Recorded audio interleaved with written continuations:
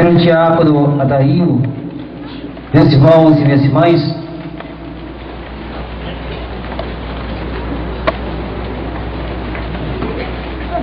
a igreja nos apresenta do Tratado dos Sacramentos 7 sacramentos. Desses 7 sacramentos, 2 se destacam devido à sua necessidade e à sua importância. Um deles nós chamamos de sacramento do batismo. Mas antes de falar de sacramento de batismo e sacramento da Eucaristia, todos os sacramentos foram instituídos por Jesus, nenhum deles a igreja inventou, todos brotaram do coração de Jesus. E sacramento é um instrumento pelo qual alguma coisa se torna sagrada, ou sinal sensível e eficaz da graça de Deus. É assim que nós aprendemos no Catecismo da Igreja Católica Apostólica Romana. Sacramento é um sinal sensível, eficaz da graça de Deus em nossas vidas. E o sacramento do batismo nos é apresentado como a porta que se abre para os demais sacramentos. Sem o sacramento do batismo, nós não podemos receber nenhum outro sacramento, até mesmo o sacramento da Eucaristia. Não podemos receber o sacramento da Eucaristia sem antes receber o sacramento do batismo. É a porta para os demais sacramentos. No entanto, se alguém perguntar a vocês qual é dos 7 sacramentos o mais importante, talvez caíssemos na tentação de dizer que o mais importante é o sacramento do batismo, porque sem ele eu não posso receber os demais sacramentos. Mas a resposta não seria correta, porque o sacramento do batismo não é o sacramento mais importante. O sacramento mais importante dos 7 sacramentos nós chamamos de Eucaristia. É o sacramento da Eucaristia. Então, padre, se o sacramento da Eucaristia é o mais importante, o sacramento do batismo é o que então? É o mais necessário. É o mais necessário porque sem ele eu não posso receber os demais sacramentos. Mas ele não está acima, e nenhum outro sacramento está acima desse que hoje a igreja celebra, desse que hoje Jesus instituiu, o que nós chamamos de última ceia, ou por que não dizer primeira e última missa. Primeira e última missa.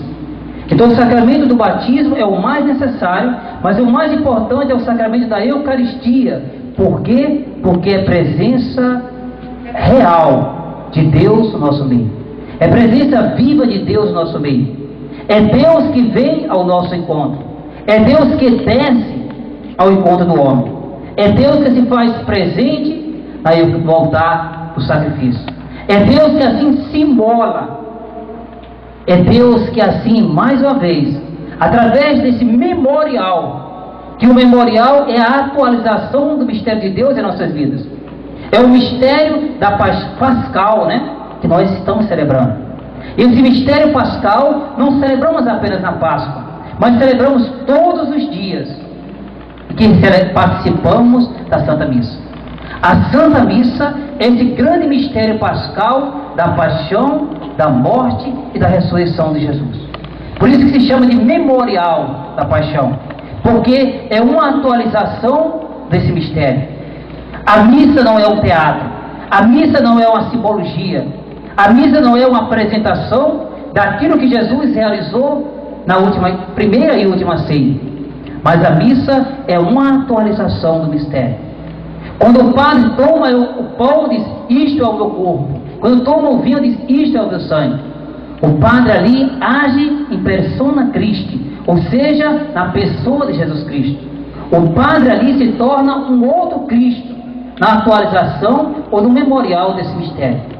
Portanto, meus irmãos e minhas irmãs, com 33 anos de idade, aquele primeiro sacerdote, ou melhor, sumo e eterno sacerdote, aquele primeiro padre,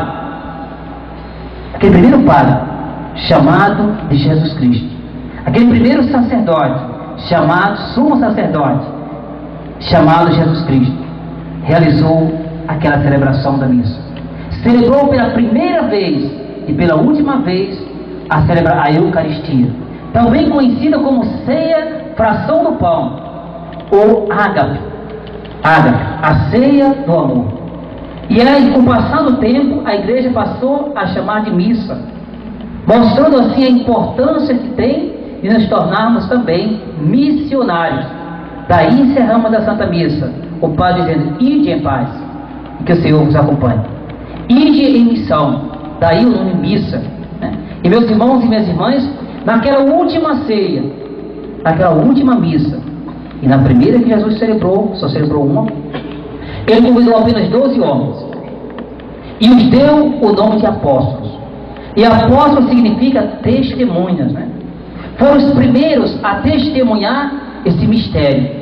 Foi o primeiro a testemunhar um Deus que se entrega, que se doa, que se dá como alimento. Aqueles 12 homens, que não eram os mais santos, que não eram os mais preparados, que não eram os mais capacitados, mas no entanto, Deus assim, na sua misericórdia divina, na sua bondade, no seu amor infinito, Ele foi lapidando o coração daqueles 12 apóstolos, daquelas 12 testemunhas, daqueles 12 padres. Ali Jesus instituiu o sacramento da ordem. E é por isso que hoje a igreja celebra, né, também a instituição, o sacramento da ordem, da Eucaristia e o sacramento da ordem. Ali Jesus tornou aqueles 12 homens 12 sacerdotes, 12 padres. E dentre eles, Jesus assim deu poder a um para se tornar o chefe dessa igreja, o Papa dessa igreja, o pontífice dessa igreja. E pontífice significa exatamente isso, essa ponte que se faz com aquilo que está ligado no céu e na terra. E esse sumo e eterno sacerdote Jesus Cristo disse para aquele pontífice, disse para aquele que foi escolhido para ser o Papa da nossa igreja, que foi Pedro, o primeiro Papa, disse que tudo que ele ligasse e tudo que ele desligasse seria ligado e desligado entre o céu e a terra.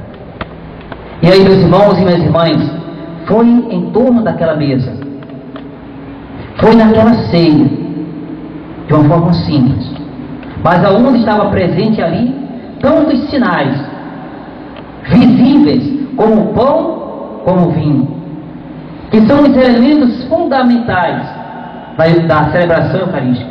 Sem o pão, sem o vinho, não podemos celebrar a missa, mesmo que tenha o padre, mesmo que o ministro esteja ali presente, mas sem pão, sem vinho, não há Eucaristia.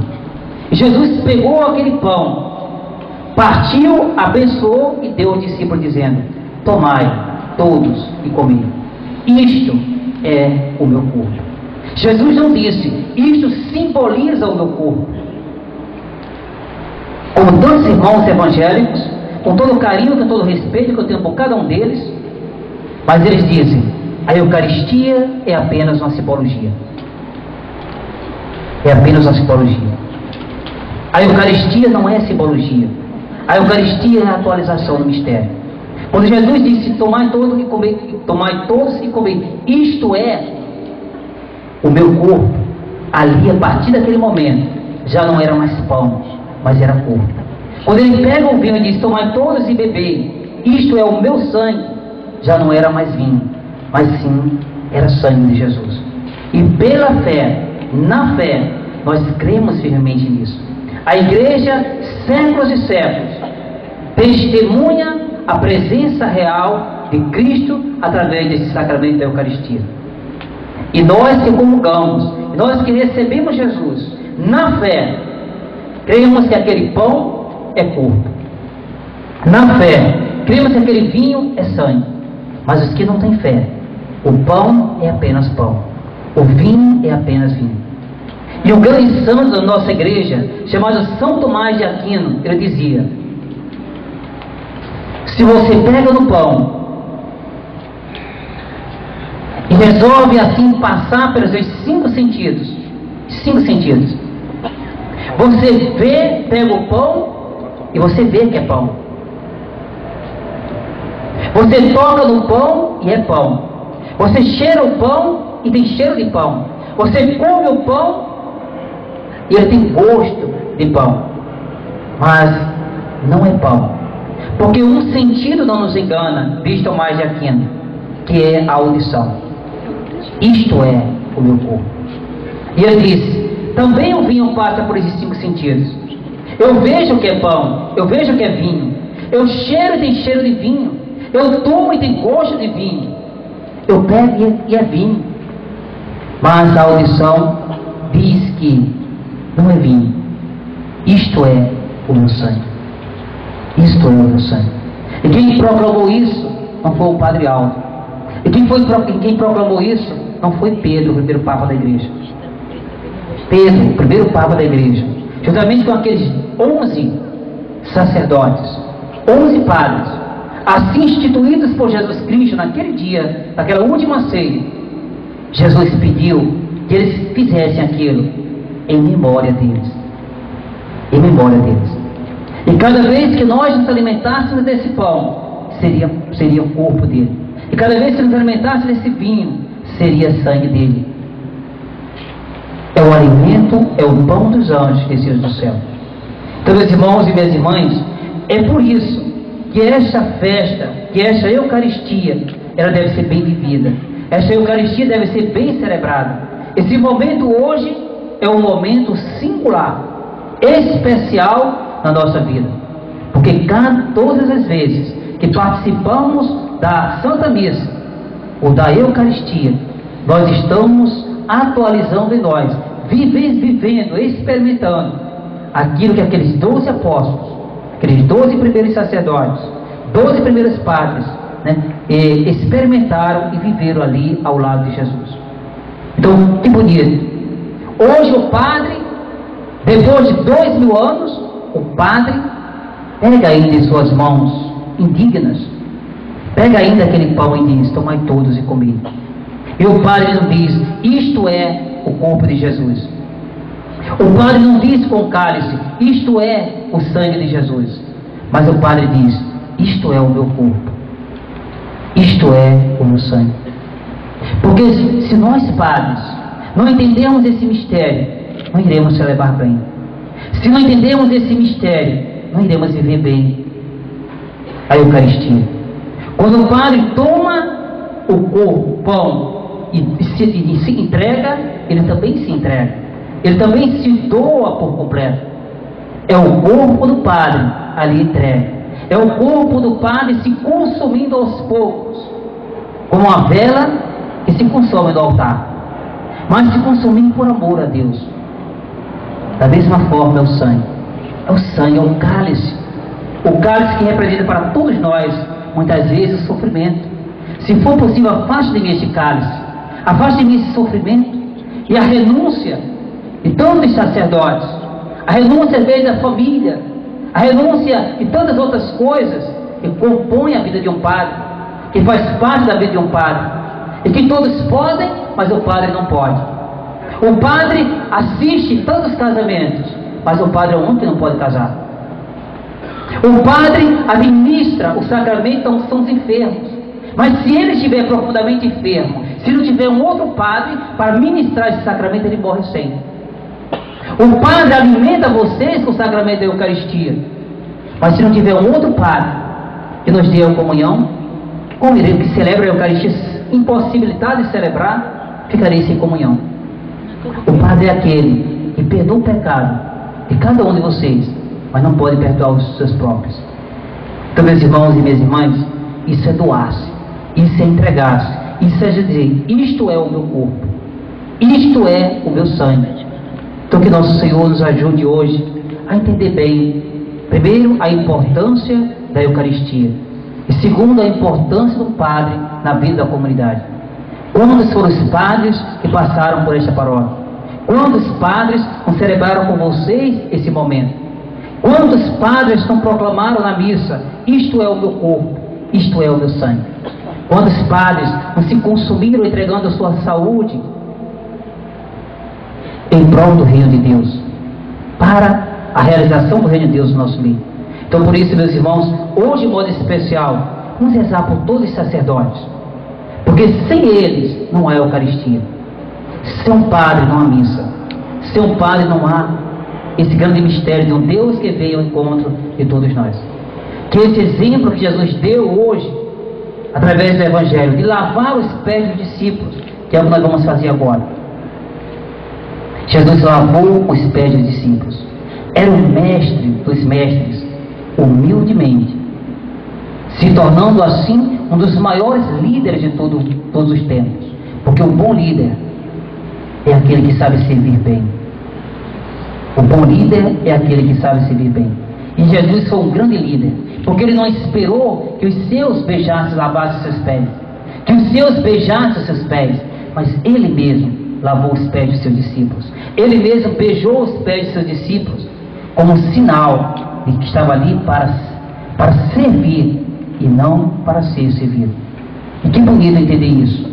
Quando as pessoas, às vezes até na igreja, procuram serem reconhecidas, procuram um lugar de destaque, e ficam aborrecidas quando não se destacam, e ficam aborrecidas quando não são convidados para estar aqui em cima. Quantas pessoas? Jesus não ocupou esse lugar aqui em cima. Jesus não quis lugar de destaque. Jesus quis estar abaixo dos pés dos discípulos, como mestre. Que esse exemplo de Jesus sirva para todos nós como modelo a ser seguido. Que nós possamos deixar cair por terra aquilo que no nosso trabalho muitas vezes fazemos, quando assumimos um cargo, uma posição melhor ou mais elevada, e temos a tentação de pisar os outros, de humilhar os outros, e não uma atitude de quem está ali para servir e ajudar a todos a servir. Então, meus irmãos e minhas irmãs, que através desse gesto de um mestre dos mestres, que lava os pés de seus discípulos, nós também possamos nos tornar servos e servas do Senhor. Assim seja.